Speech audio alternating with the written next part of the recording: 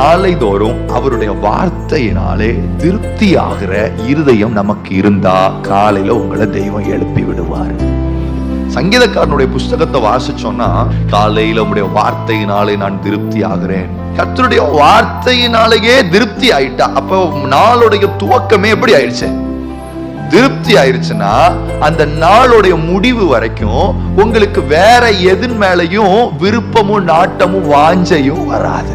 நீங்க வசனத்துல காலையில எந்திரிச்சு, ஆண்டவரே உடைய வாயிலிருந்து புறப்படுகிற வார்த்தையினாலே என்னை திருப்தி ஆக்கிறோம், ஒரு வசனத்தை வாங்கி திருப்தி ஆயிட்டோம்னா அந்த நாள் முழுசும் வேற எந்த காரியமோ என்னைய திருப்திப்படுத்த வேண்டிய அவசியம் இல்லை.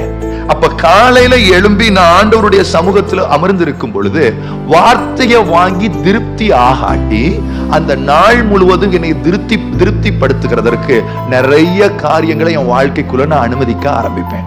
ஆனா இந்த சத்தியத்தை நாம புரிஞ்சுக்கிட்டோம் அப்படின்னா, காலையில எழுந்து திருப்தியா என்னுடைய முகத்தினாலே, என்னுடைய முகப்பிரகாசத்தினாலே நான் திருப்தி ஆகிறேன், என்னுடைய வார்த்தையினாலே நான் திருப்தி ஆகிறேன். அப்ப யார் ஒருவருக்கு ஆண்டவர் காலையில எழுப்பி அவங்களுக்கு நல்ல ஞானத்தை கொடுத்து திறந்த இருதயத்தையும் செவியையும் தருகிறார் அப்படின்னா, ஆண்டவரே உங்க வார்த்தை எனக்கு உண்டாகணும், நீங்க என் கூட பேசணும்னு சொல்லி பேசுகிற தெய்வத்தை அப்ரோச் பண்றவங்க.